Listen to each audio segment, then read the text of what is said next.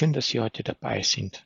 Heute ist der erste Teil von einer dreiteiligen Videoserie, wo ich Ihnen zeigen werde die Vorteile und die Funktionalität vom Cockpit. Mein Name ist Roland Bezey. Was ist überhaupt das Cockpit? Wozu braucht man diesen Teil? Sie schreiben ja sehr viele Aufgaben, Protokolle in der Software und Sie haben wahrscheinlich auch sehr viele Projekte. Aber am Ende des Tages müssen Sie immer noch einen Überblick über die eigenen Aufgaben aus allen Protokollen sammeln.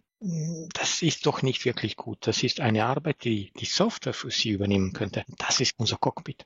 Beginnen wir mal ganz von vorne. Ich habe in einem Protokoll schon ein paar Aufgaben vorbereitet. Dort bin ich eingetragen. Ich suche mal gleich über den Suchassistenten und sage, wo ist die Aufgaben vom Bezey? Das ist Genehmigung, Umsetzen, Masten. Und da sehen wir gleich, der Bezey müsste liefern bis zum 15.07., also ich. Und bei Bescheide dasselbe bis zum 13.08. Wie kann ich überhaupt zum Cockpit kommen? Ich gehe einfach unter Ansicht, klicke auf Zeige Cockpit. Das Ganze ist schon konfiguriert.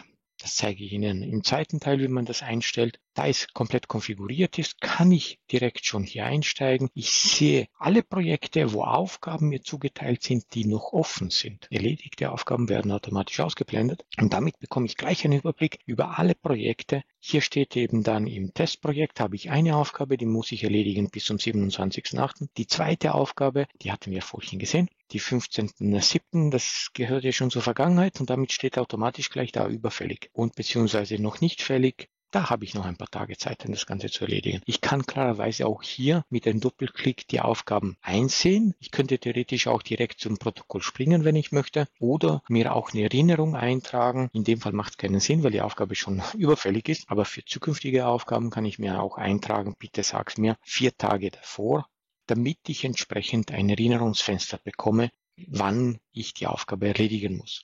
Das Ganze hat auch noch zusätzlich eine Suchfunktion da oben, ähnlich wie in Excel. Ich kann es einschränken auf Projekte. Ich will nur gewisse Projekte heute mir anschauen, nicht anders. Ich will suchen nach gewissen Personen. Das macht nur Sinn, wenn ich als Projektleiter nicht nur meine Aufgaben einblende, sondern auch die Aufgaben von anderen Projektbeteiligten. Das kann ich als Projektleiter machen. Das zeige ich Ihnen dann auch im zweiten Teil. Ich habe zusätzlich noch ein paar Einstellungsmöglichkeiten, wie zum Beispiel die ganzen Zeilen markieren. Das heißt, wenn ich was rot habe, also überfällig, dann kann ich die ganze Zeile mir einblenden lassen oder grün, wenn es nicht überfällig ist. Ich kann klarerweise mir auch weitere Spalten einblenden und so weiter. Das heißt, Sie brauchen ab jetzt nicht mehr alle Protokolle durchzugehen oder sich zu merken, was Sie legen müssen. Sie schreiben einfach Ihre Protokolle und automatisch aus den Protokollen erzeugen wir für Sie einen Überblick. Das nennen wir Cockpit. Und im Überblick sehen Sie gleich, was muss ich in welcher Baustelle erstellen. Und bis wann. In den nächsten 2 Einheiten zeige ich Ihnen dann, wie kann ich dieses Werkzeug nutzen, um auch die Aufgaben von anderen Beteiligten anzuschauen und auch zu verfolgen, daraus automatisch auch leichte Excel-Listen zu erzeugen, To-Do-Listen, die ich verschicken kann. Ich kann dann den nächsten Schritt auch nutzen, mir eigene Tasks erzeugen im Projekt, nicht nur Punkten, sondern Tasks und die Steuerung vom Ganzen nochmal. Ich freue mich schon auf die nächsten Einheiten. Ich wünsche Ihnen viel Zeitersparnis mit dieser neuen Funktion und bis bald.